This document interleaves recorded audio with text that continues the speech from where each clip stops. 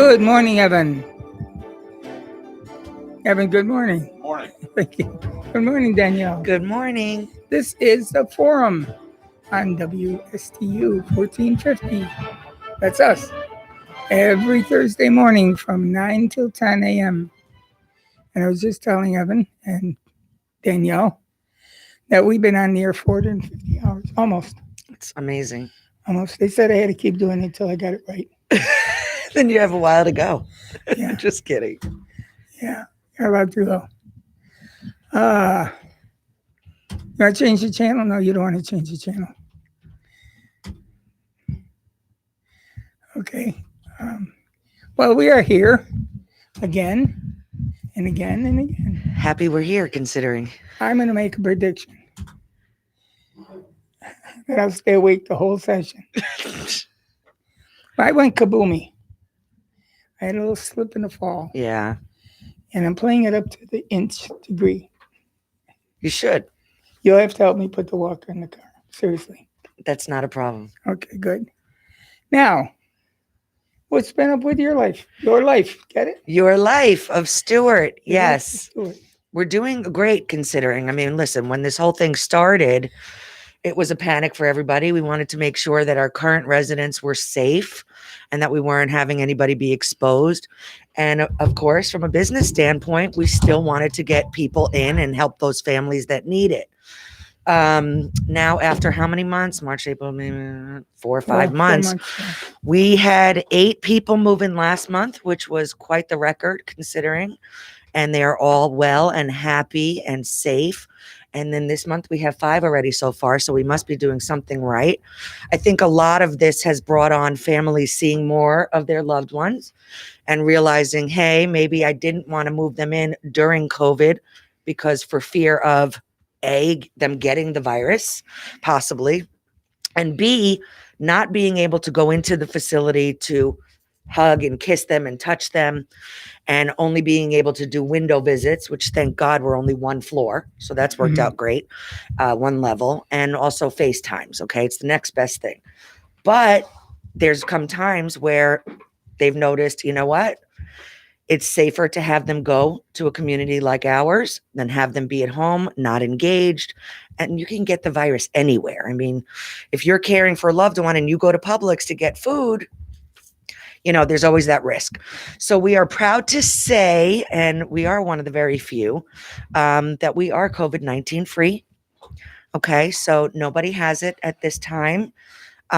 We are taking every precaution and more to make sure it stays that way. Well, here you go with the Treasure Coast again. Yep. You know, we are unique. We are unique. Everybody says, oh, you're unique. We are. We care about our people. We care about our conditions. We're all pulling together. We're not being rivalry at all. It's a unique place to live. It really is. It is. And, you know, the truth is even if our community is not a good fit, we never let anybody get off the phone or walk out the door without a solution. Okay. The bottom line is we want people to be engaged and safe and happy and healthy. Now, are things a little different in our world right now? Absolutely, including in the Your Life of Stuart world, because no, we're not having big giant parades and we're not having big group activities and we're not having 100 people in a dining room, right? We've had to adjust everything. So we've had to follow the social distancing. We've had to make sure that we do activities in small groups. We've had to adjust meals and meal times. And we've acclimated really, really well. With all of that, we still have to make sure that people are engaged and getting, you know, socialization. Otherwise, there's no point of them even being with us. They might as well just sit home. So our activities director and everybody has done an amazing job with that. I think the fact that we test our employees and our residents constantly has been a huge bonus and a huge help to make sure that we don't have it in the building at this point and, you know, we're not spreading it. Families, I know how hard it is, especially, you know, if it's been quite a while to not be able to come into the building and sit there with their loved ones, but it's a necessary evil that we have to do to make sure everybody's safe. Okay. If somebody is, God forbid, at end of life, then we will allow a family member in, obviously covered in all PPE, to be able to be there for that, so it's definitely a balancing act, a juggling act. Dining is very important. We want to make sure that everybody has nutrition. As you know, Pat, our community is one of the few where our residents, although it's all memory care, our residents are not locked down or confined to a hallway or a wing. They do have the ability to walk the entire building. We've had to make some adjustments with that right now due to social distancing. However, we're still making sure we utilize our, huge courtyard so that they get the vitamin D and they get to go outside. Okay. So we're still doing a lot of activities outside, but again, we're doing it in smaller groups. If all of you want to see exactly how it's going down at your life, go on to Facebook, go on to our page. Okay. Every day we do updates and you'll see our activities and how we're engaging them, and how we're keeping everybody busy, well fed, and happy. So that's really important. So we're completely transparent. We want you to see everything that we're doing. If you have any questions, of course, you can always reach me or any of the other directors. And I'm proud of what we're doing. I think we're doing a really good job. Mm-hmm. Again, you got a firsthand observation. Firsthand, yeah. I mean, I've been in this building in October. It will be 3 years since we've been built. It's crazy how fast it's going. And, Pat, as you know, I've been in the trailer even, the March prior to that. So I think I'm the longest running employee in the building right now. And I saw it from the ground up. And when it was just a concept. The day it rained so badly. It was, yep, you remember. It poured. That was my birthday, actually. We had a big luau grand opening. It was June. June. Yeah. And, they say rain is good luck. And I guess it is, because we are, we're doing really, really well. Staff is happy. We did just have a superhero day. You can check that out on Facebook, also on our page. What is your page? It's Your Life of Stuart. Good question. And we had, a food truck and a DJ, and we gave out prizes and we had raffles for all the staff, because we can't forget the staff. They're the most important part of this. To go in there every day, and even though we are COVID-19 free, you never know. Right. And to risk your life and take care of these people. And of course, they're wearing masks and goggles and gloves, but who knows? We don't have this disease figured out yet. And really to be on the front lines of this whole thing and to make sure that everybody is taken care of is pretty amazing.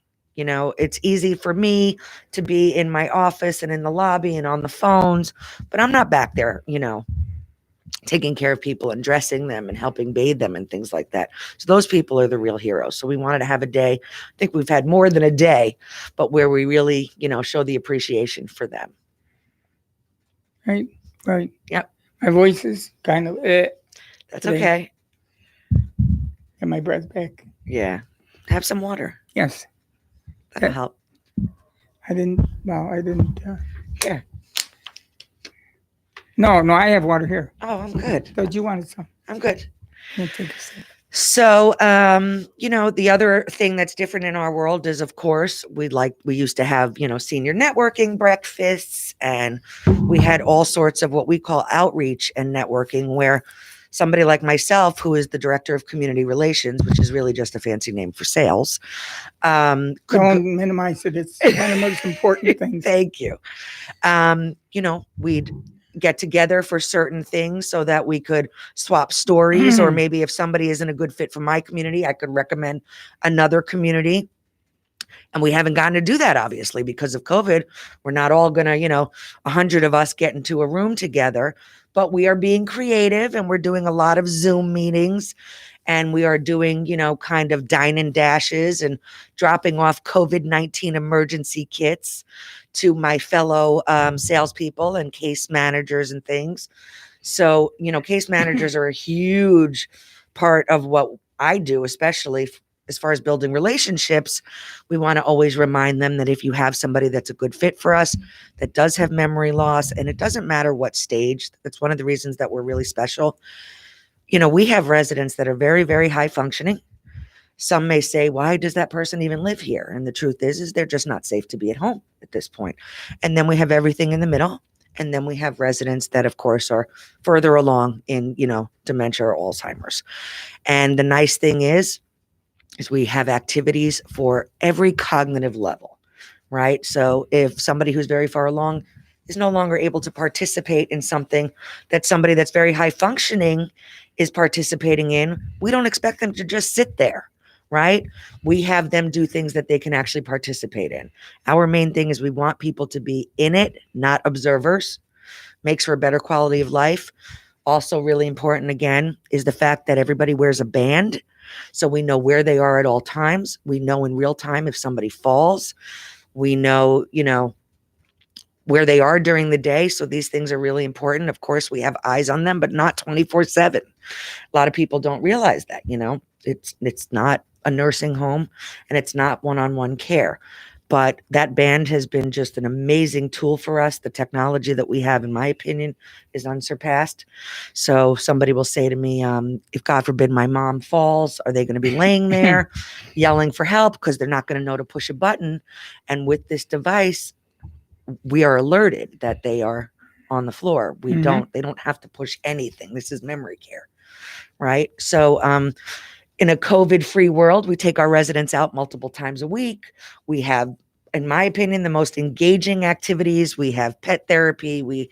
It's normal to see mini ponies running through our community, all sorts of craziness. Right now, we can't do all of that. So our, life enrichment director, again, Lamaya, she's had to be very creative and make sure that everybody's entertained within our four walls and, keeping it different and inviting. Keeping it moving.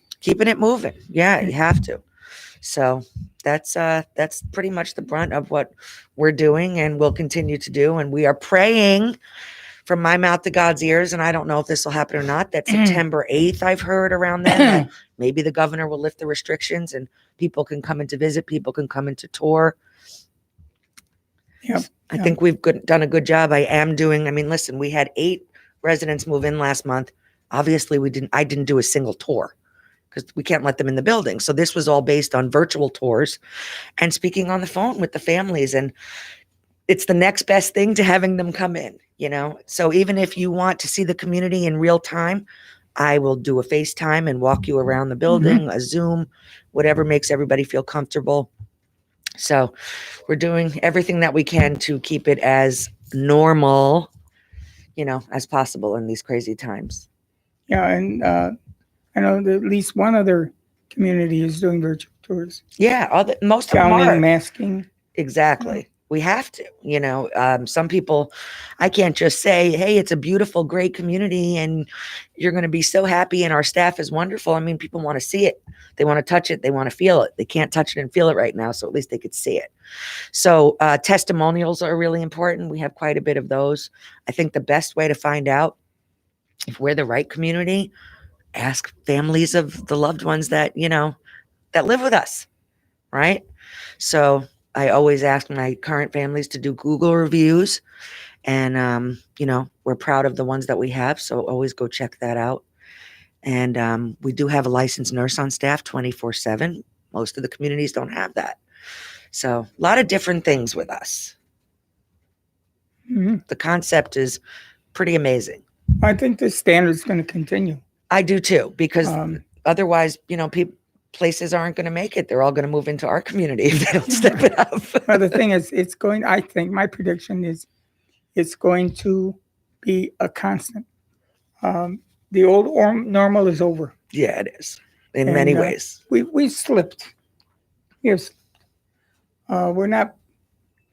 If we had looked back on this 5 years ago and said in 5 years we're going to be doing blah, blah, blah, blah, it'd say, come on, it would never happen. And the thing is, it did happen. Okay. Now we need to learn from that. Exactly. We don't need to get on a panic button, but we need to learn. We're dealing with a very frail, sensitive population. Absolutely, especially in all memory care. Right. And the memory care that we had up until this point has been, the whole thing has been one of possible projection, protection. And it wasn't enough. It was not enough. And we didn't know. There was nothing to compare it to back then. We had to have a pandemic. Yeah. So the likes that was never known in this country and what we were doing in the world. And now here we are, and we're coming out of it. And I believe we are coming out of it. Knock And I on have no wood. scientific proof of that, other than the fact that it was time to jolt us, just like 9/11 was time to jolt us. That's exactly the way to put it. It was time to Yeah. jolt us. And I think that we've been enlightened, in this industry, especially caring for, people that are older and more susceptible to this disease. And, doing our best to keep everybody safe and not let them be affected by it. And listen, COVID-19 is really an unknown. There are people that are asymptomatic. Some people get it in, different ways. It's very obvious. Others, it's not obvious. Some people are just carriers. So the whole thing has really thrown everybody for a loop. But I think, at least I know that we have really kind of, I don't want to say we've benefited from it because I don't think anybody has. No, but we have benefited by it. We've been Definitely. enlightened. Yes, For yes. sure. And as Yes. you said, we've gotten that jolt, I think, that everybody's needed.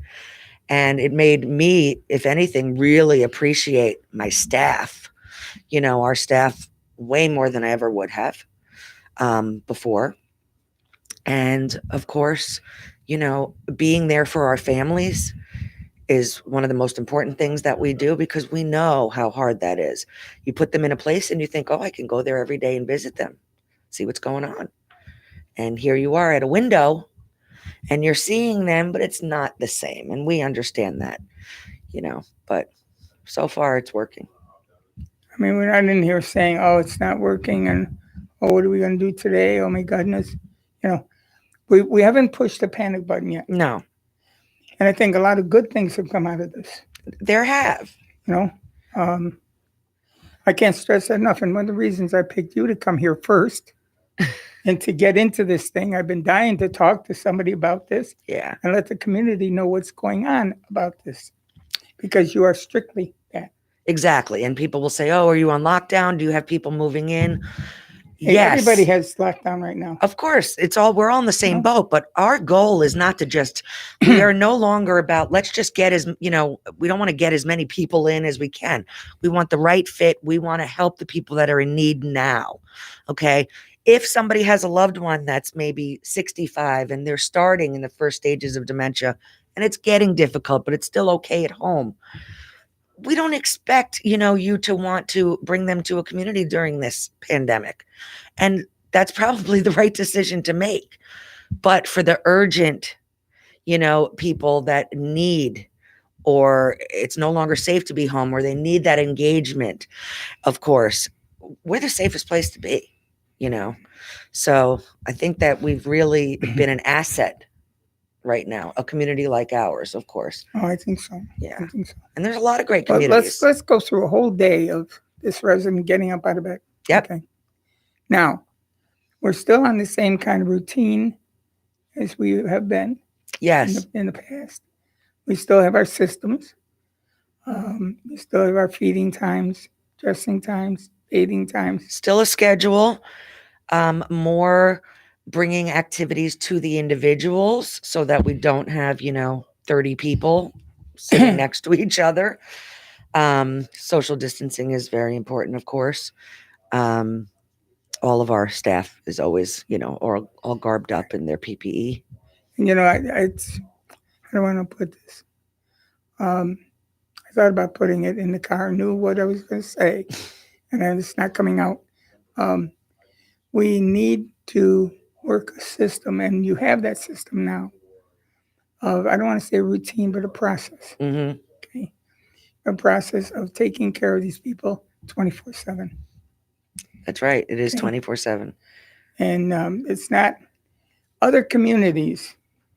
I don't use the F word anymore. Yeah. Other communities are now saying, gee, we need to get, well, you're there already. Mm. You have no choice. That's true. Doesn't matter. Okay. That's true. Because if you didn't have a choice, if you had a choice, you would be doing that choice. Saying, oh, come on.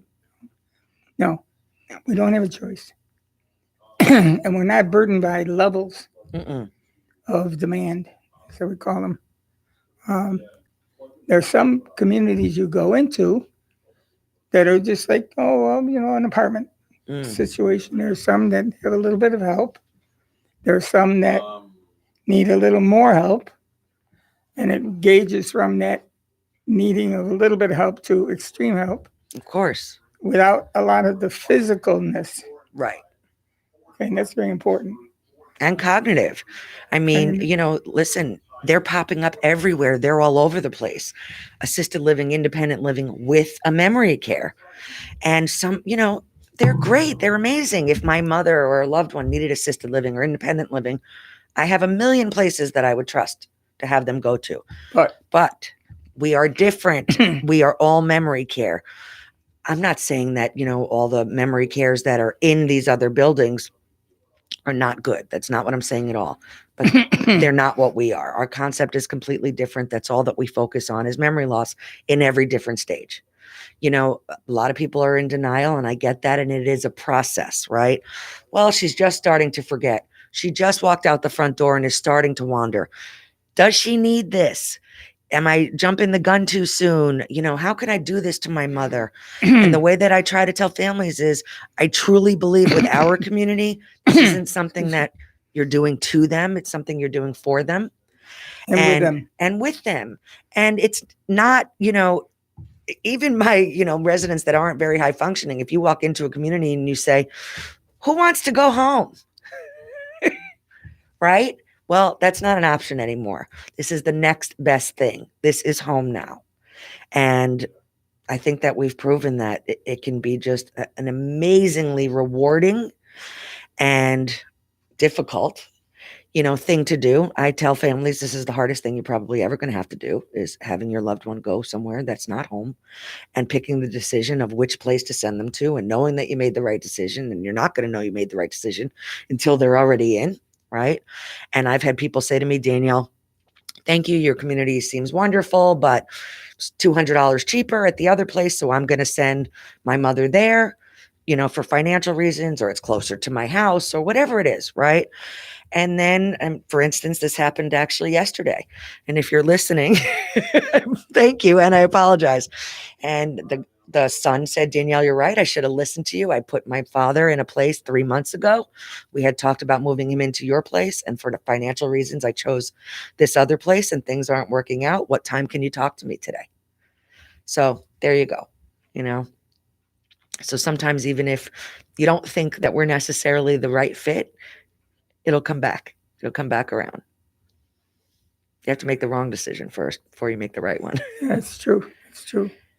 And, like we were a secondary service before.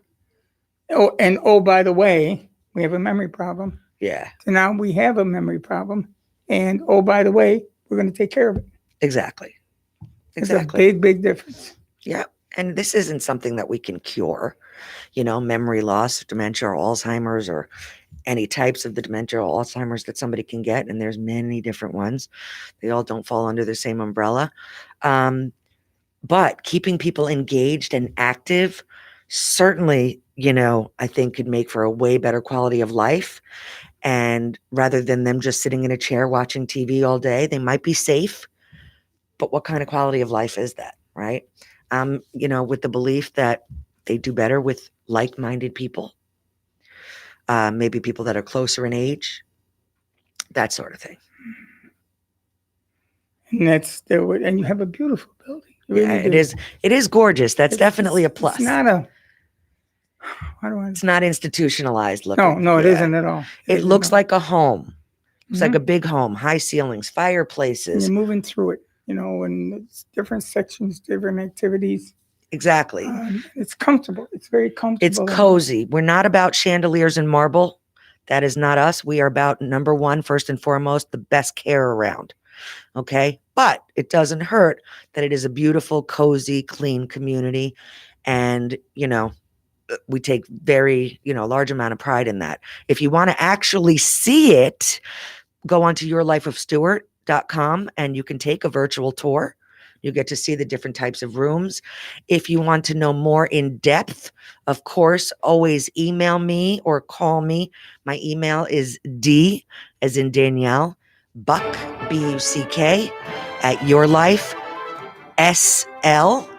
Okay, and that's a perfect time to take a To breather. break. Okay. To take a break, and we'll be right back after a few commercials. Sounds good.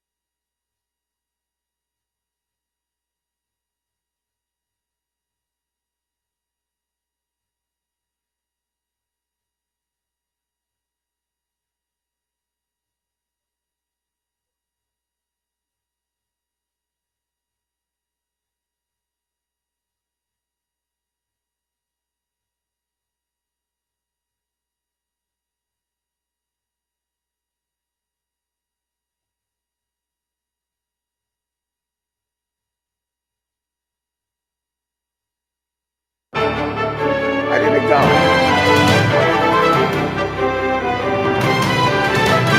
And we're back with Eric. Hi Eric. again. With Evan. Why did I say Eric? I know why. With Evan and Danielle. Yep. And we're talking about this unique thing. You know, if we were to sit down and 6 months ago and plan something like this, man, we'd have hit the worldwide. It's true. It'd be global. It would be global. It would be global. Yeah. Another thing is going to be global. I'm going to tell you about a project. I'm trying to get it off the ground. It's a tough one. Now, when I'm raising money for activities and stuff here, and I don't know if you've heard about the Neighbor Helping Neighbor program. I haven't. Oh, good. because I'm not going to tell you anything about it. I just have to guess. Neighbor helping neighbor. Free service. Hmm. Free. You come to me and say, Pat, I want to volunteer. I want to do something. But I don't want to do every Thursday night from 7 to 9. Yeah. Okay. I don't want to do this. I don't want to do that. And I'm going to say, wait a minute. You tell me what you don't want to do. Tell me what you want to do. Exactly. I want to help people. Okay. Simple program. You're going to volunteer. Okay. Very good. Do you grocery shop? Of course. Okay. I have 3 small children. Yes. 3 small ones? Well, 6, 11, and 15. Oh, boy. So too small. There's another one due soon, right? No, don't even say that. Yeah, I mean, other than your life in Publix is, I think I split my time. Good. Between the Publix, two. you mentioned Publix. Good. Yeah. I have a program for you. Yeah. I want you to volunteer. I want to give you one person. Okay. One person that you're going to take care of I can do that. for their meals I think we can all do that. and for their meds. Okay? That's easy. Now, you don't even have to cook. Well, otherwise they'd probably die. So you don't want that. So that's a plus. I have a sheet, Excel sheet. I know that I would love to help in any way I can, and the community would. Your Life of Stewart would definitely stand behind that. Well, let's say you were going to volunteer Yep. particularly. Okay. I'm going to give you one shut-in of a person with Alzheimer's or Parkinson's disease. They're not on a financial support system, Mm, but they are an emotional support system. yeah. They have money to buy groceries, okay? But Not the means to go get them. not the means to get them. Yep. That's a Now, problem. what if we design a program? I get excited about this. What if we design a program that will bring them their meals, their food, and their meds? Medications. So we go to Publix, or we go to Publix, let's use Publix as an example. We go to Publix and we say, okay, Danielle is going to be my person. Got all kinds of things signed, and we're ready to roll. So Danielle calls your person and says, okay, what do you need? I go through the sheet. There's typical things that she will need. Sure. My wife is doing this now for her mother and Okay. father. Her father's 97 and her mother's 95. Wow. Yeah, I'm in the same boat with my parents. Okay. Wouldn't it be nice to have somebody come and do that for you? Yeah, absolutely. Okay. Now, you don't charge a fee, but you call June. Say, okay, June, let's go over your list. What do you need?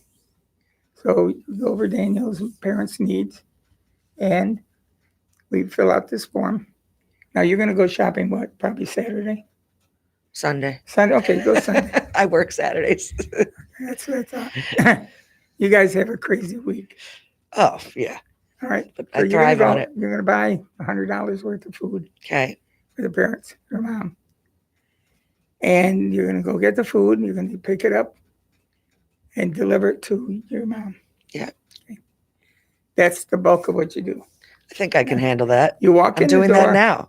you hand them the slip, they write you a check or give you whatever payment. Okay.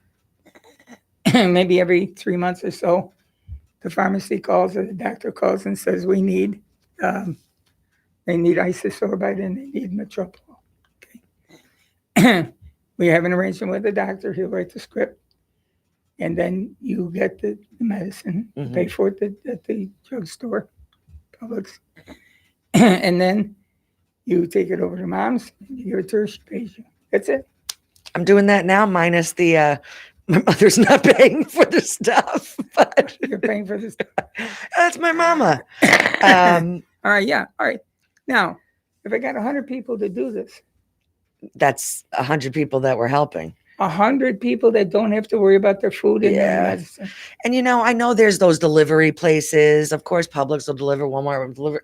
There's a fee There's a fee. involved in that. And what if you only need milk and cheese? I don't know if they'd even deliver for that small amount. And if No, they but you do, stop on the way home. right. You But know, they're and- going to charge an extra $20, just You know, to some drop that off. companies that charge $100 to start it off, and then you pay a delivery fee besides. It's insane. And my mother, for instance, didn't want to bother me because she knows I work a lot. So when this started happening with the COVID, you know, of course, everybody was in a panic. She didn't go out at all. She's just starting to actually go out now, and it's only for real essential things, doctor visits, things like that. I think my mother legitimately, Pat did not leave the house for 3.5 months. So it was awful. I would stop by the house and wave to her.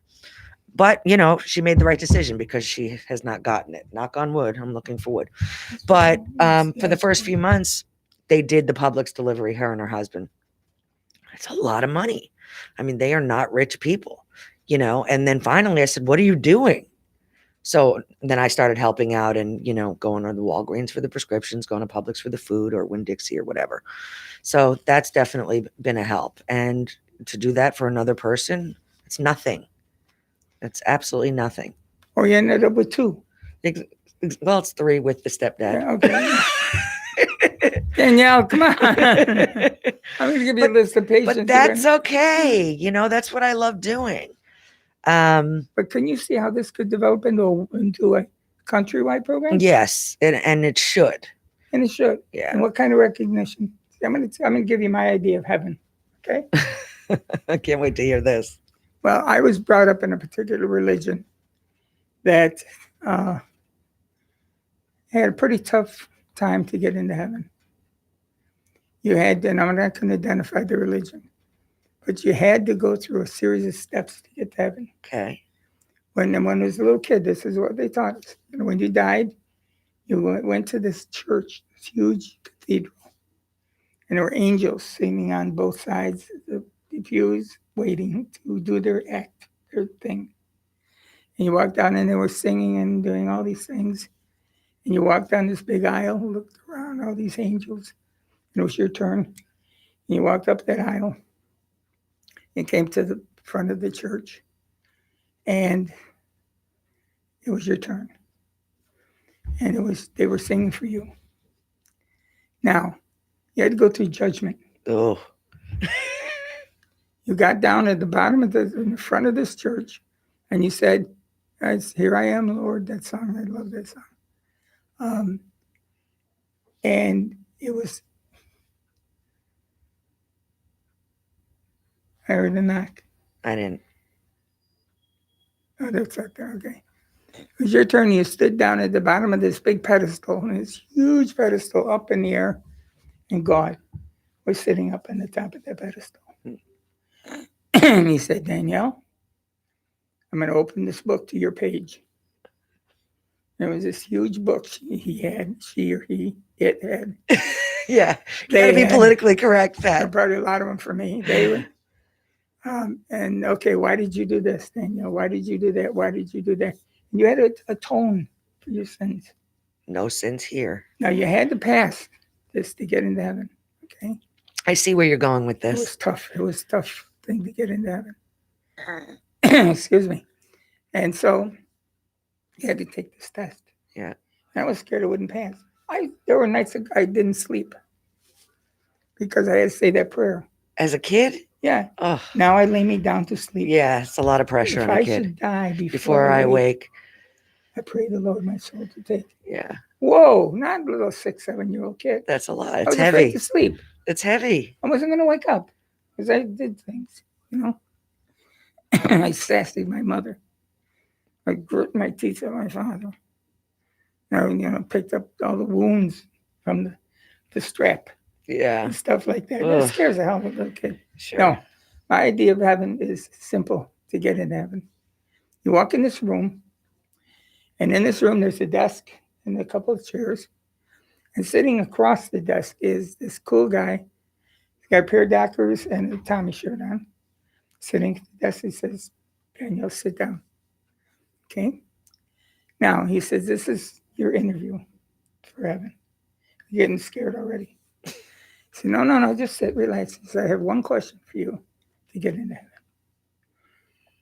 Okay? Now, if you pass this test, this question, you come into heaven. He said, "What is it? What is it?" He said, "What have you done to help your fellow man?" Mm. If you can give me a good answer, you'll come into heaven. If not, you go to another place. Ooh. Not a good alternative. Yeah, just worry about the fuel to keep your air conditioning going.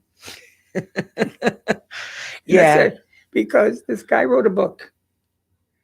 Well, he told some people to write the book. And these people got together and wrote these little books and combined them all together. And they have something called the Bible. And it's the Word of God told through other people. Yeah. And his supporters and his family all reported on what this guy said. Now, all you have to do is pass the test. Is what did you do to help your fellow man? It That's should what be we're an put on easy this earth for. should be an easy test. And I like to believe that people are mostly good and want to help. Most, right? And I think that what you're suggesting is the perfect opportunity to do so. It's not financially draining. It's not asking a lot. It's not going to take a lot of time. Somebody like me, I have, like I said, 3 children, a husband, 2 dogs. Up until recently, a bunny. Rest in peace, Artie. What? We had a rabbit. Oh, okay. So, and of course my job, which you're all aware of, there's not a whole lot of extra time, right? But you can always find an hour, something, to help. And the most important thing, Pat, is I think don't do it because you want to get into heaven. That's just an added bonus. Do it because you need to. Do it because you help somebody. want to and don't want anything in return. My mother always said it, if you expect something, you'll always be disappointed. If you don't expect anything, you won't be disappointed. It'll just be a bonus. And that's pretty much the way that I go about my life. So I don't get disappointed a whole lot. I just get pleasantly surprised. I agree. And that's, people say to me, why do you do what you do? It's a simple reason why I do what I do. It's because it needs to be done, period. Somebody's got to do it. It's done. I don't need somebody to say, gee, you did a nice job, or gee, wow, what? That G doesn't matter. You don't need a pat on the back. None of us are making millions of dollars. I had another in life, this industry. And it wasn't financial. Okay, I did. And so I just do what I do. And I don't know how long I'm going to do it. As long as you can. As long as I can do it. Yeah. Right. And then somebody else will come along and do it the way we did it. The way I did it, maybe better. And if somebody does it the way I do it, they have not done enough. Because that's to learn from a mentor. Right. And then make it even better. Exactly. If possible. I had a program. I was the assistant director of a treatment program. And we went to a conference one night and we had a bottle of booze. And, big day. The next day, we're going to do some presentations, national conference. And we were sitting there sucking on some Jack Daniels. That's a good time. And that's a liquor, by the way. Oh my God. And he said, I know what you're up to, Sacco. I said, what are we talking about? I said, yeah, I know what you want. I said, okay, what do I want? He said, you want to take this program over. You want to run it. I said, of course I do. He said, you'll never run it as good as I do. That's not the mentality I said, no, to have. I'm going to run it better. Exactly. He said, why are you talking? You're getting smart mouth with me. He said, no. If I do it as well as you, it'll never get better. Yeah. Of course, the booze didn't help much. I'm sure it gave you a little extra courage. Yes, courage. At that time. This was a national presentation guy. And I said, yeah, I'm bound to do that. Yeah. It's not just doing it as well as you. I'm capitalizing from the years that you spent doing it. Being the smartest person in the room is not always a good thing. Somebody comes along and takes over after for me, and they do it as well as I do, or just as well, that's wrong. They have to do better. He knew what I was saying. Yeah.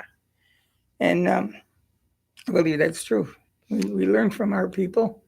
I once had a job, and it was a great job. Unfortunately, the company folded. It was a statewide rehab job. Mm.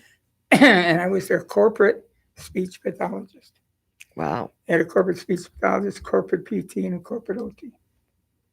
Okay. And then all of us reported to the president, the vice president, and then the president. And we came in one day. I was working about a week, and he brought this form in for me to sign. And it said, you are obliged to not reveal anything you learned on this job to any other job. So it's like a non-disclosure. Yeah. And I said, well, let me ask you a question. Why'd you hire me?